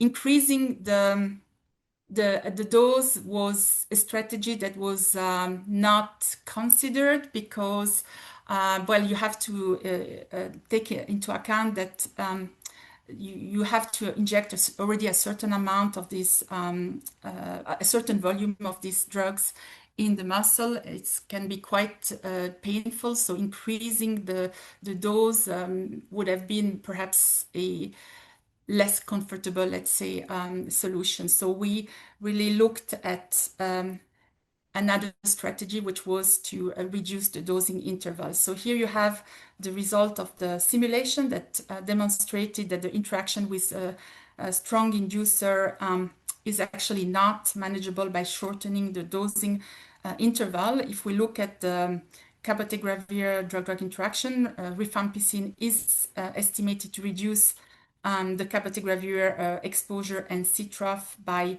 60% and 63% respectively after the loading dose, with only 11% of individuals estimated to have a cabotegravir concentration that are above the efficacy threshold. As I mentioned, we used the 4 times protein adjusted IC90 during the dosing interval. So rifampicin caused also a substantial reduction in cabotegravir exposure, also at steady state during the maintenance phase, with an insufficient number of individuals that had cabotegravir concentration above this efficacy threshold during the dosing interval, even when shortening the dosing interval down to 3 weeks. Shortening further the dosing interval actually removes the advantage of the long-acting administration, which is to be able to give infrequent dosing of this agent. Similarly, the drug-drug interaction with strong inducers is not manageable for rilpivirine. Therefore, the recommendation are that you should not give cabotegravir and rilpivirine. Long-acting should be avoided with a strong inducer. Now, if we look at the drug-drug interaction with the moderate inducer, rifabutin, which was predicted to reduce cabotegravir AUC and C-trough for the loading dose only by 16 and 18%. But if you look at the number of individuals that are predicted to have a concentration above the efficacy threshold, there was only 60% that would be above this threshold, which was considered to be not sufficient. So one strategy that actually worked was to give a loading dose of cabotegravir followed by another loading dose after 2 weeks, with a monthly administration for the maintenance dose instead of the every 8-week administration for the maintenance dose. And this was actually predicted to overcome the DDI with a moderate inducer. And the interaction with moderate inducers was also manageable for rilpivirine, provided that you give in addition a daily dose of 25 milligram and then administer monthly. So if you have to give a daily dose of rilpivirine, of course, again, you lose the advantage of the long-acting and infrequent dosing administration. So in summary, simulation of the pharmacokinetic of the first long-acting injectable antiretroviral drugs show that obese and morbidly obese individuals are at risk of suboptimal exposure of long-acting injectable with the bimonthly dosing, but less so with the monthly dosing. And I can say, okay, people are always questioning the modeling. Is the modeling really predicting correctly? Well, I can say that there have also been in the literature several case reports that showed infratherapeutic concentration. And that confirmed this observation. We also demonstrated that older individuals are predicted to have a modest increase in long-acting injectable exposure, which does not warrant dose adjustment. And drug-drug interaction with strong inducer cannot be overcome by reducing the dosing interval. Conversely, drug-drug interaction with moderate inducer are manageable. So PBPK modeling can support a prescriber for unstudied clinical scenario. There are, of course, some limitations. This is a model, so we assumed that every virtual individuals receive the injection in the muscle, which is not the case in the real life. And I would like to cite again the UCUR study that Professor Bies mentioned. And it was interesting in this study because they actually administered the long-acting under ultrasound with the help of an ultrasound to make sure that you reach the muscle. And despite all this, despite taking this precaution, they actually found, it was a small study though, but they found that out of 8 participants, so there were still a few that did not receive the depot where it was supposed to be. So this is actually what happened in real life. So it's not as perfect as in the model. It's not always reaching the muscle. There are also, another limitation is there are also limited physiological data regarding the injection site, the impact of inflammation. So upon, upon injection, there can be an inflammatory reaction, which is not well characterized. So we don't know how it impacts the pharmacokinetics. And then elderly and obese population in the model, I mean, they did not have any major comorbidities, which is not the case in real life. So they often have comorbidities, which can also basically have an impact potentially on the pharmacokinetic of this long-acting agent. Another limitation, it's the effect of frailty on the pharmacokinetic, which is not well characterized. And finally, as I mentioned, our simulation relates to, the 4 times protein adjusted IC90 efficacy threshold, which is very much debated. So if you put a lower threshold and then you look, for instance, at the scenario where we try to manage to see whether we could overcome the inducing effect, so having a lower threshold would potentially work with some of the simulation.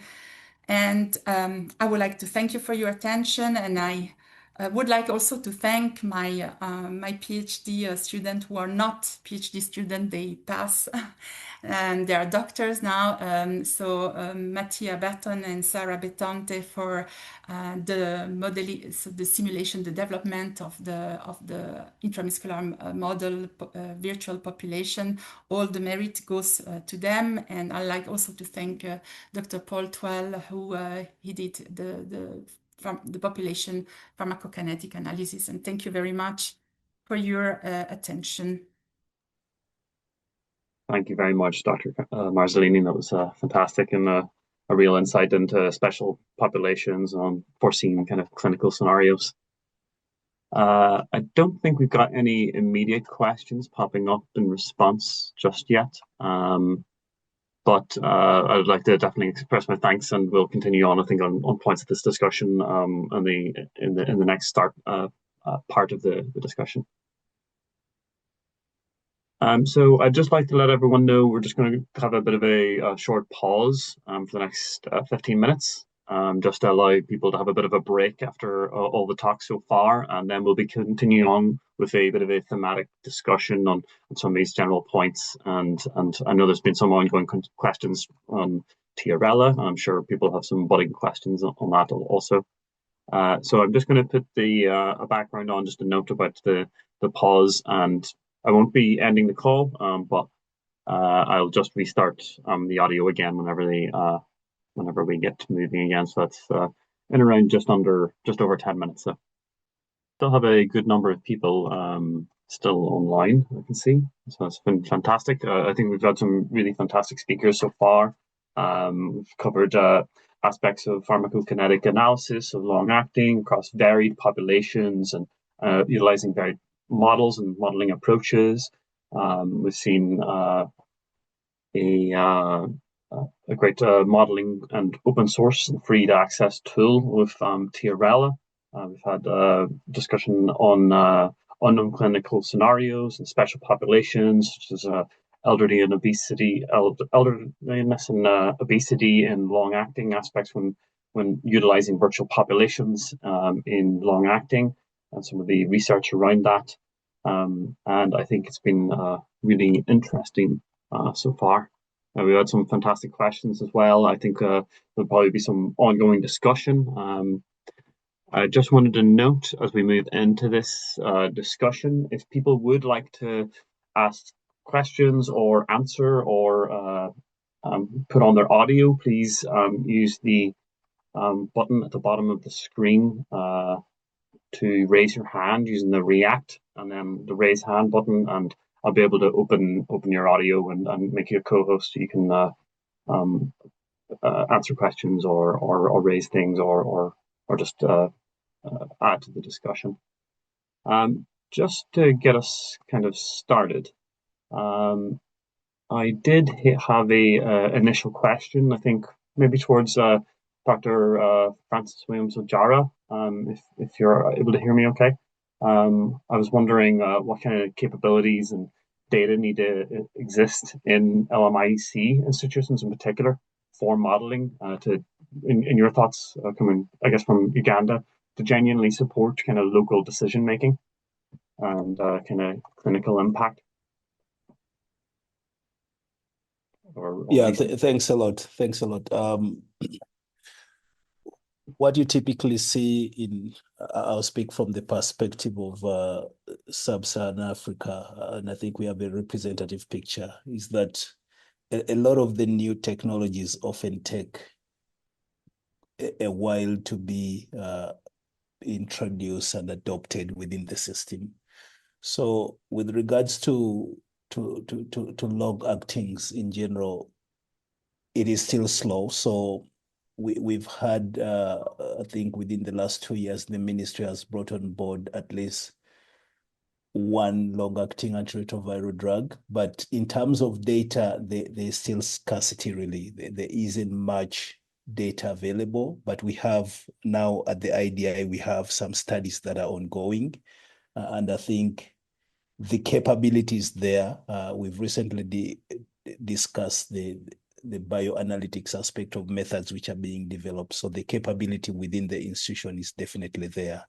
And of course, the key thing is the importance of getting data on this subject is also quite clear, given that at the end of it, there's not going to be so much known about how to optimize treatment within this unique population. So the need is there, the capability is there, and I think it creates that opportunity to actually do more studies in this field. And this is where I think the opportunity to collaborate and, try and generate as enough as possible data to be able to make meaningful clinical decision really becomes paramount at this point. Yeah, thanks. Thanks for that.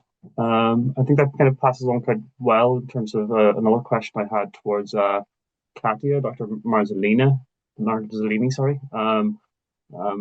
If you're still on the line, I think so. About the kind of what I guess in your perspective from the biggest risks, kind of extrapolating current models to those LMIC populations in particular, and of course in particular those special populations that you were noting before. And do you have any thoughts about kind of addressing that aspect, these risks? Well, I would say perhaps one aspect to consider is if we take I mentioned the obesity. So there can be actually differences in terms of, distribution of, physiological differences in obesity among various ethnicities. So that's one difference that needs to be taken into consideration. And of course, there is all the pharmacogenetics that for which we know there are differences in ethnicities that is also another factor to take into account.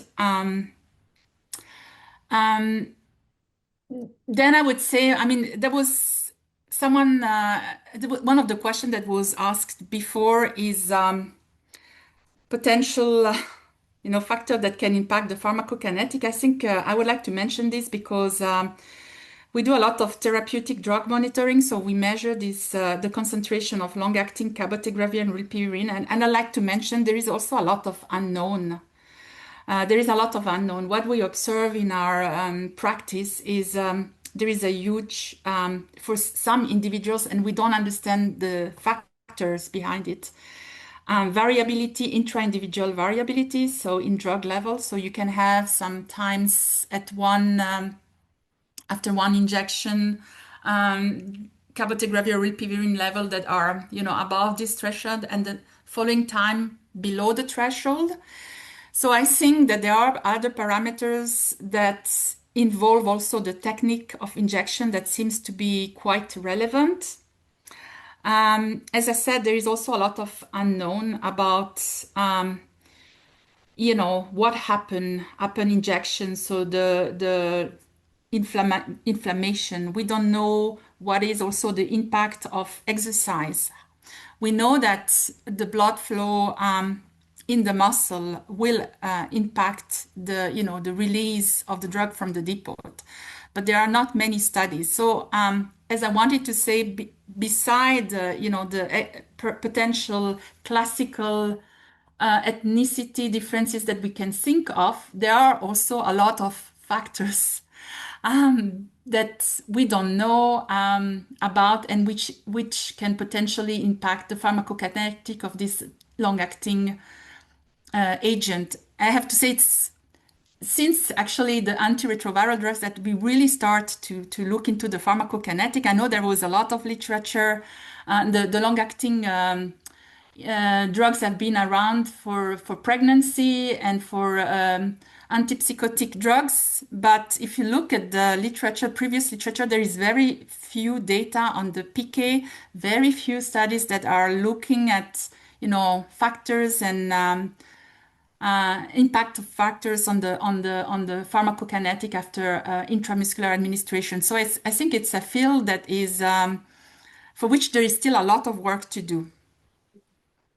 Yeah, I think that really marries well with what Francis was saying there about that need for more data, more studies, more collection, and to try to understand these unknown variables. I did have a additional question actually for Harshal. I know there have been a couple of questions in the Q&A, but I guess about I imagine there's a real question of what the industry and academia are looking for in modeling tools, and kind of open up source applications as well, whether installed or web, from web perspective with web-based kind of tools. And I was just wondering what you're looking for in terms of feedback and how that might work, or in terms of usage, how you want to be kind of analyzing that, if there's a method for feedback, or what you're kind of looking for. Unless the Harshal or Henry or Prajith, your audio should be accessible.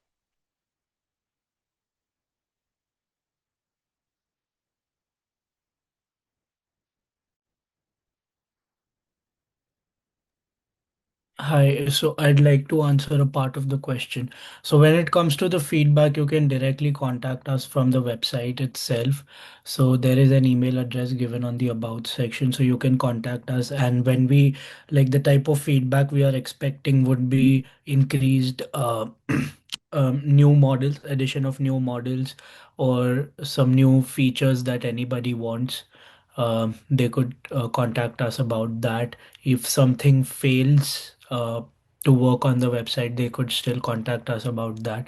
So that is the type of feedback we are expecting at present from anyone who's using the platform right now. Okay, thank you. I don't know if anyone on the call, perhaps from academia or industry, have any questions, particularly relating towards what you could see this being used for, or what might be some limitations or issues or other tools in comparison that you utilize. It'd be great to kind of bolster that.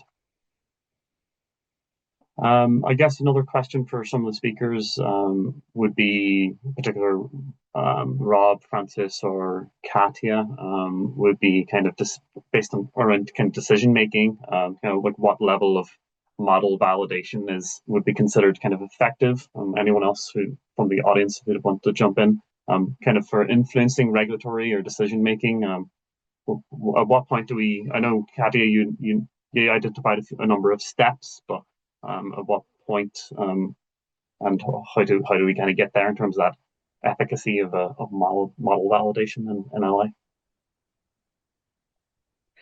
No, I think you need to have certainly a sufficient number of data. I mean, the physicochemical data, the pharmacokinetic data, but also sufficient number of clinical data. I would like to point out a very interesting example. So you probably all have, well, followed and seen that we have a novel long-acting agent, lenacapavir, for the treatment and prevention of HIV.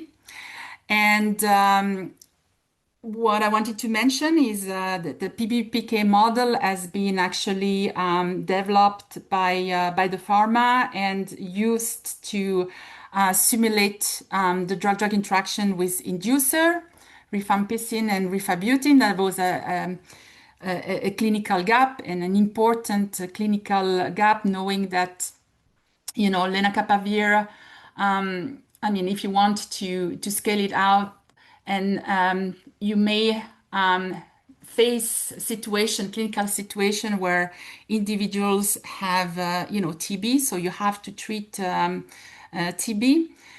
And so they develop this PBPK model, and which was actually accepted by the FDA. And if you look at the label of the FDA for the PrEP use, it provides actually the dosing supplementation issued from the model that will compensate for the inducing effect.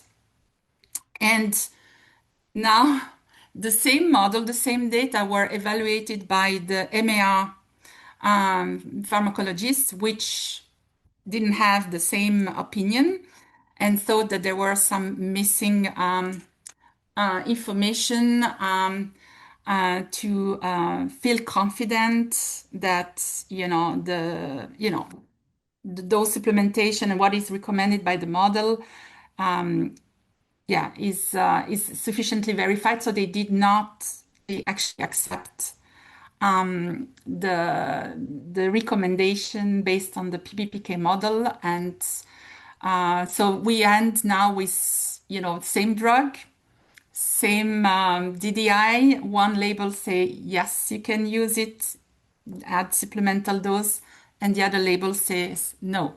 So I think this is a very good example that indicates that, yes, for sure, you need I mean, the person that look at the data that are produced, the modeling data, needs to feel confident. Particularly, I think when in our area, when, you know, either when you use it for treatment or prevention, even more so for prevention of HIV, you really want to make sure that what you recommend is safe and that there is no risk of, you know, potential treatment failure.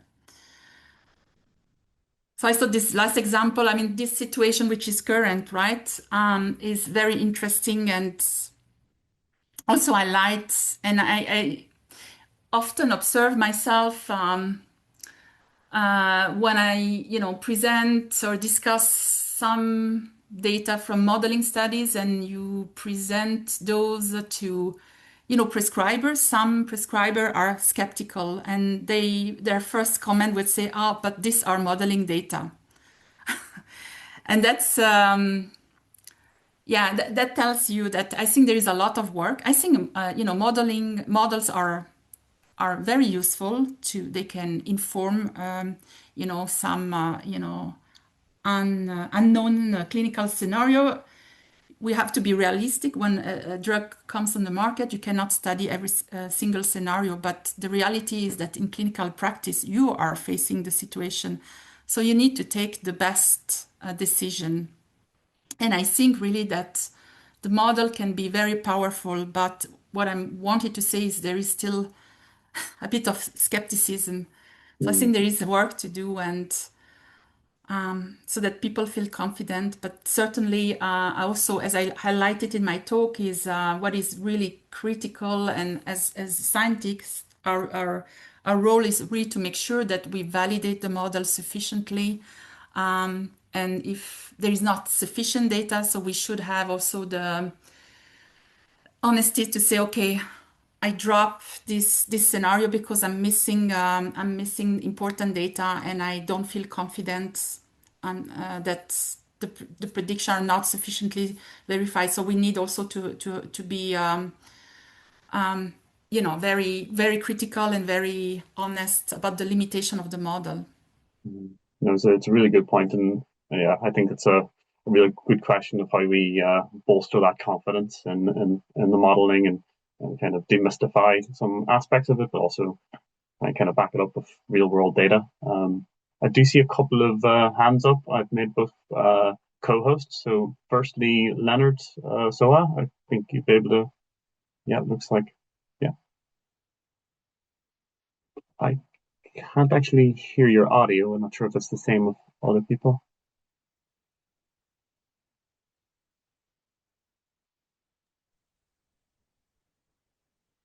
I still can't hear you, unfortunately. I'm sorry. Perhaps if you could relay a question or comment in the chat or Q&A, or I'll go to Catriona and then come back to you in a second. Catriona, I think you should be able to.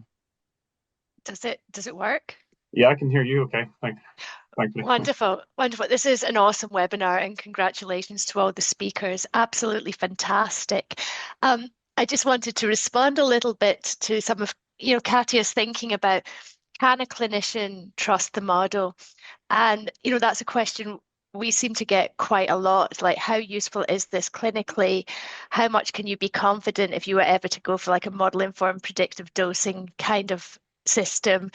A lot of clinicians can be quite maybe hesitant or have these concerns. And similarly, regulators also, some of them have different questions. They have varying degrees of experience with PBPK modeling. And I think that's why this webinar is awesome. And I think things like this, where we could invite, some of the skeptics along and actually try and engage with them. And I think in terms of our group in Uganda, Francis is one of our postdocs, but Francis also spends time out in the villages under mango trees, engaging with communities, trying to sort of explain what we do and why it matters, and trying to almost hear what the naysayers say, hear what the skeptics say, hear what the arguments are. And then we try to find creative ways of going out and engaging with people so they understand what we're doing and why they can trust us. And I think that is something that obviously your group's doing by having webinars such as this. But I think sometimes we can say, as scientists, we can sit in our little chambers and say, they don't trust us, or they have these concerns.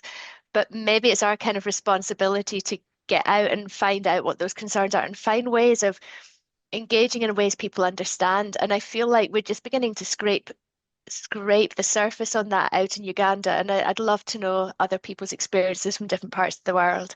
Thank you.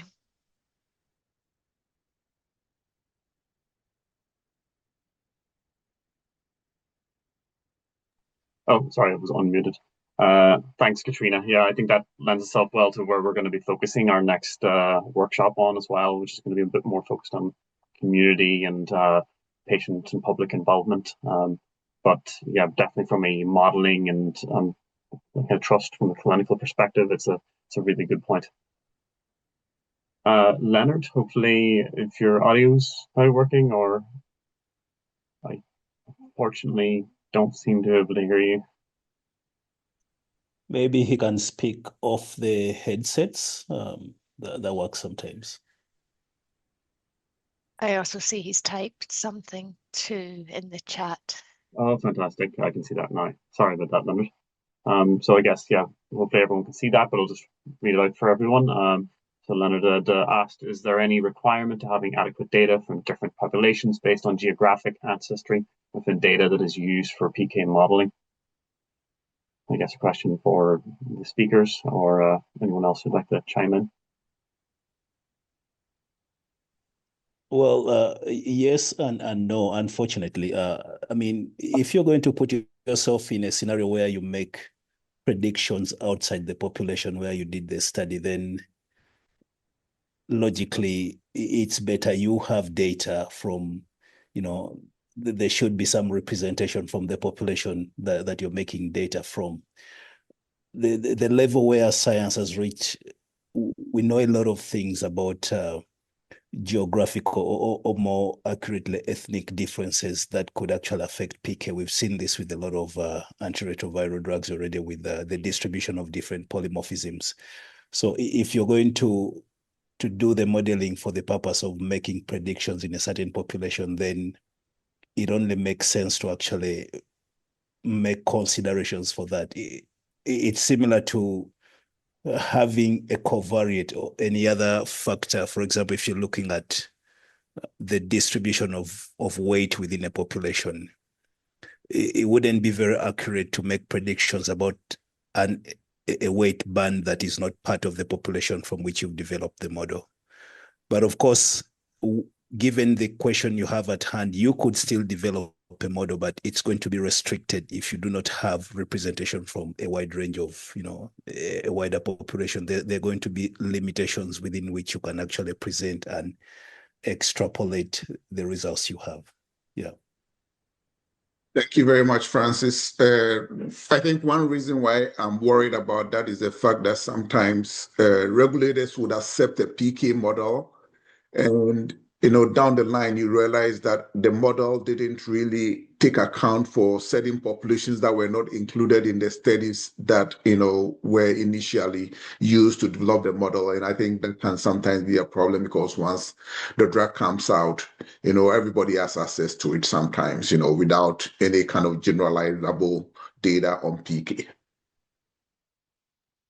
Yeah, and thanks. Sorry that I'm coming in again. This is, I think, one of the biggest challenges we have within the group. The kind of work we are doing, you'll find that even drugs that have been around for 40 years, they've hardly been studied, for example, within the African population. So out there, you'd find a lot of literature on the PK of the drugs, but it's mainly maybe dominated by PK studied within a narrow Caucasian population. And you cannot really assume that the PK that is obtained elsewhere is going to represent the PK that you find within this context. And this can apply actually to any other population where probably that drug has not been applied a lot. So it's actually, I think, one of those considerations that needs to be carefully made. Of course, it's going to be very difficult to have PK in all ethnic groups. If you're having a localized PK study within one group, it's going to be difficult, but we have to take that acknowledgement as a limitation of a lot of the models that we have. Thank you. Thank you very much, Leonard. If there are not any other questions, or if anyone would like to raise any last points, I think we're coming to the last 10 minutes now, so I'll just move on to the final kind of outro aspects. I do see one last question here from Nada, from Medicines for Malaria Venture, VV. Has anyone tried PK modeling for LAI in pediatrics? And yeah, we'll learn on a wider basis if anyone from a pediatrics perspective is able to answer that.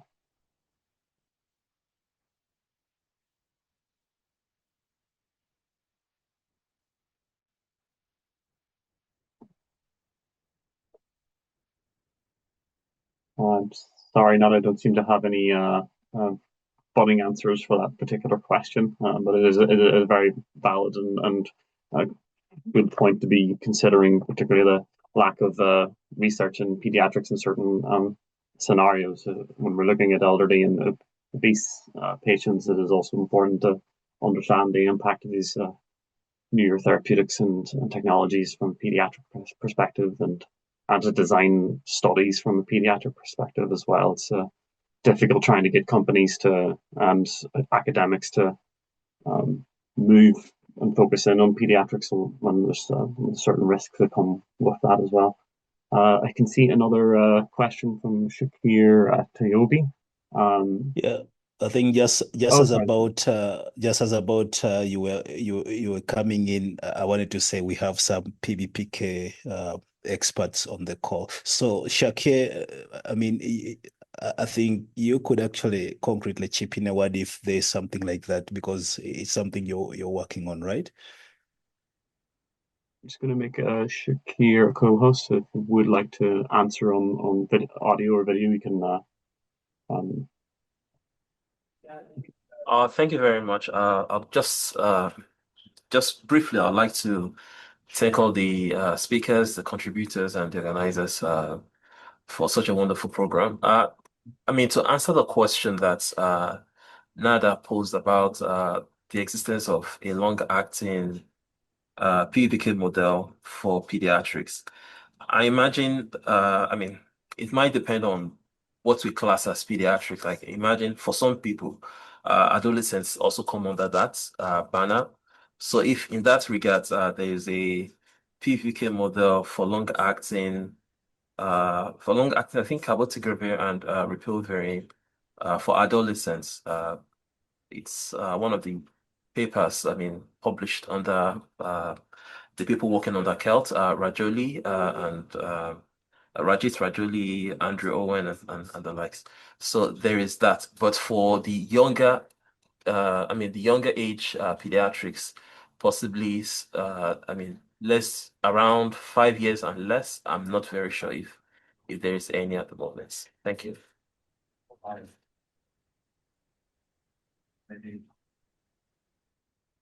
Thank you very much for that, Shakir. Sorry, Andy, just to add to that, sorry, I had a network issue. Are you able to hear me now? Yeah, I can hear you. Yeah, I mean, like, yeah, as Shakir was saying, we had published like a pediatric model like a few years ago now. And recently there has been some evidence of clinical data in the pediatric population as well. So we were, I think, able to verify that, and I think the observed data in pediatric population, I think it closely matches to what we have predicted earlier. So I think that is some good news, that there is some evidence that PBK model works. So yeah, I think that's the only paper that we have published.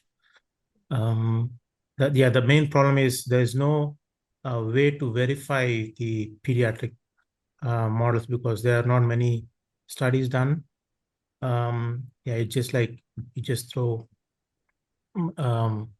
some random data and try to predict it. But luckily, the data that we have used was kind of accurate, I guess. So the predictions were close enough to the observed data.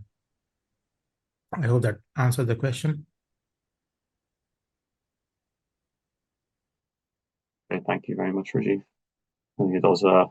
It's a very good question about the lack of pediatric data or studies, even in Western countries. It can be a little more, obviously, more limited, or the study design that's longer, and takes longer time to get that data together and to be able to inform the models and clinical pathways. That's a very valid question, and another area of kind of clinical unknowns that we kind of need more data and information about. So I think we're coming to the last 5 minutes now. I don't seem to see any additional questions, so I'm just going to move to a little bit of an outro. So I'll just share my screen.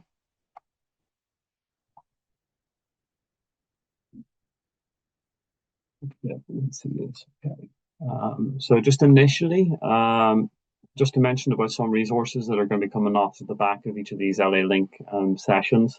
So recordings of these sessions will be made available via the CELT website or the Partnership Coordination site, and via CELT's YouTube channel. And I'm sure you'll see it if you follow us on LinkedIn or any other aspects of that. You'll be able to see these sessions and information going forward.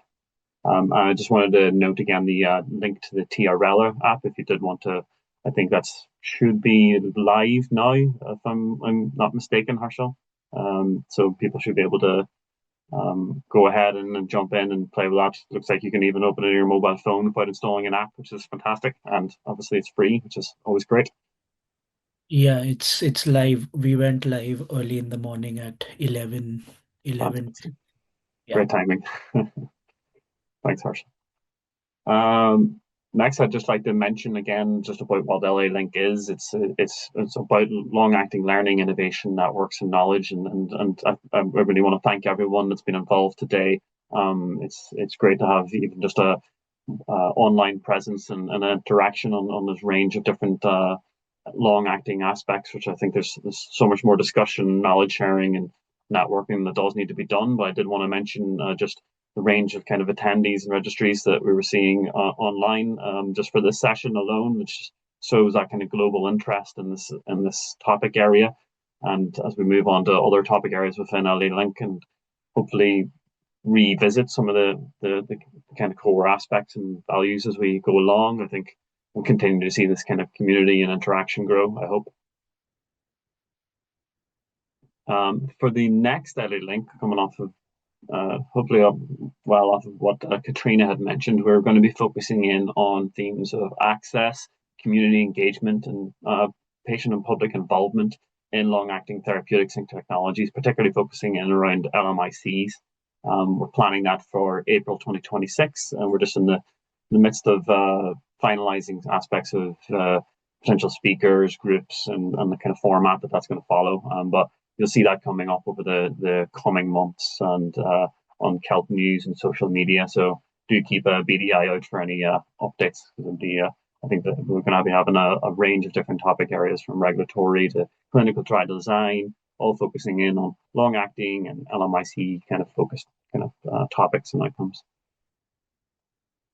And finally, I'd just like to say thank you again to all of our speakers, Francis, Harshal, Rob, Catia. It's been really, really interesting to hear from you speaking on various research aspects that you've been working on and these new tools and all the areas that clearly need to be explored more in the research and the areas where the data is missing. And of course, I want to say thank you to everyone who's joined, as you're the community that makes this happen. So thank you all. Thanks. Bye-bye, everyone. Okay, thank you, everyone.